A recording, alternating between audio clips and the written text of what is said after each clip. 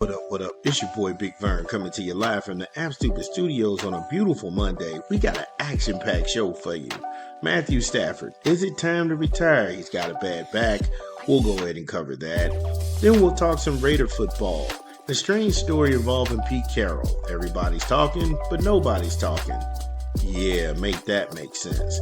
Then we're going to talk some NBA in the association. Scoot Henderson, is he on the clock?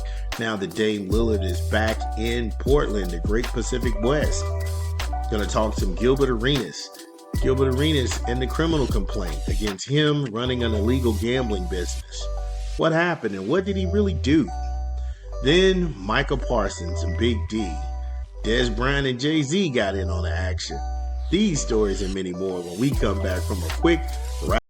It's your boy Big Vern coming to you live from the App Stupid Studio.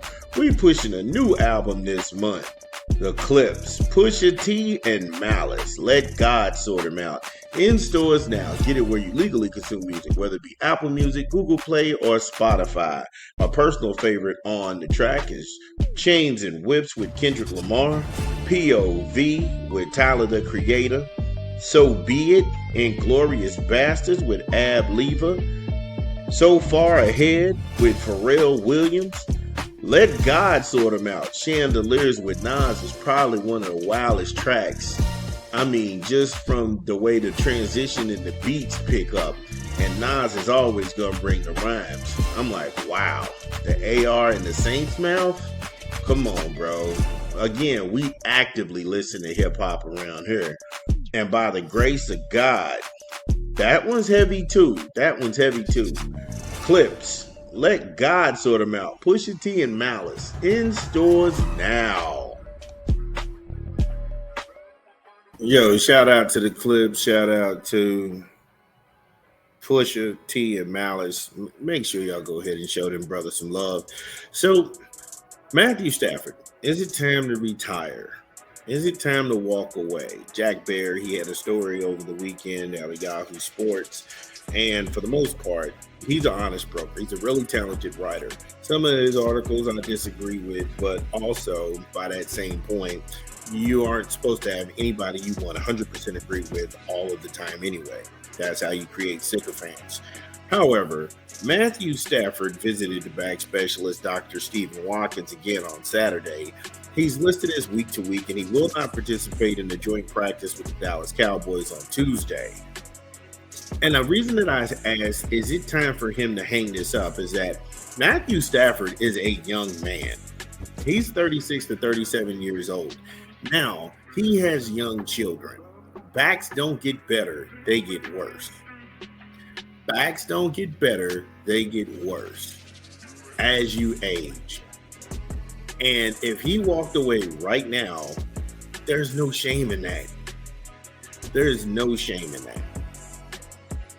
He's got all the money that he'll ever need. His kids will never have to work a day in his life. He doesn't strike me as an irresponsible kind of guy.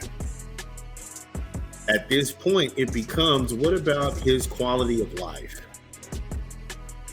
As a father, you want to be there and be healthy enough to participate in some of the events that your kids are in. You don't want to have to worry about, oh, if I hug daddy too hard, it might irritate his back and now he's got to sit up in a certain position.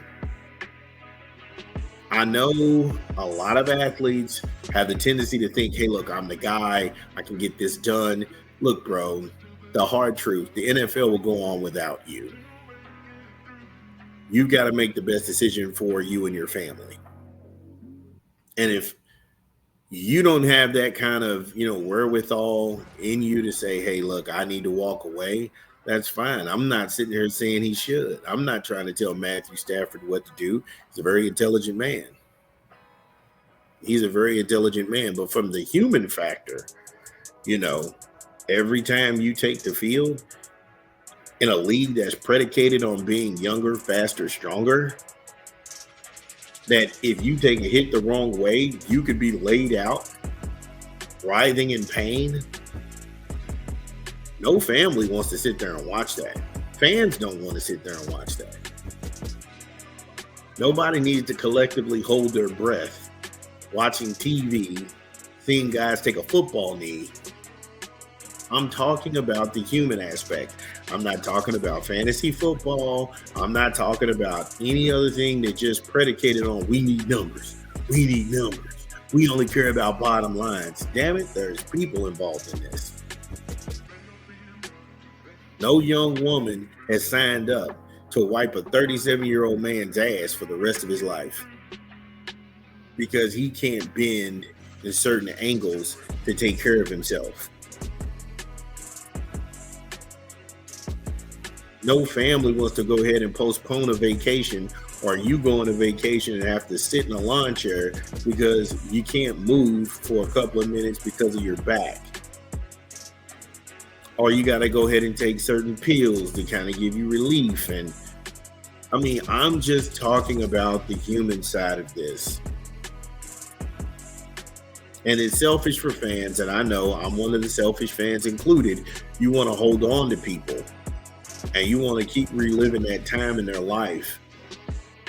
But when you put your human brain on and you get out of fandom and being a fanatic, I wouldn't want this for my son.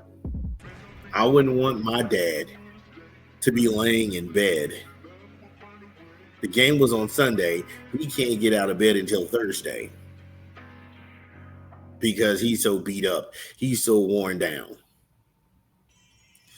Again, these are the things that are in the front of your mind. He's got a championship. He's got a Super Bowl. His numbers have Hall of Fame written all over them. I don't know if he's a first ballot Hall of Famer, but he will get there in Canton. He's going to get that bust. He's going to be in Canton.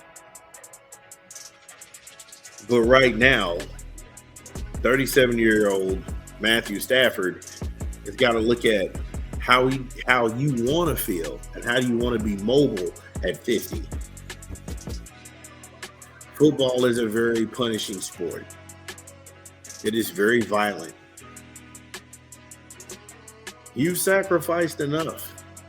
Nobody's saying Sean McVay's putting him up to it. Nobody's sitting here saying that, oh, he's just doing this because he has nobody that they can't get. No, man, the NFL is a business. At the end of the day, they will go out of their way to show you who they are in their true colors. I'm talking to the fathers out here. I'm talking to the guys who go out and provide for their families. If you're doing something that's detrimental to your body, you gotta stop.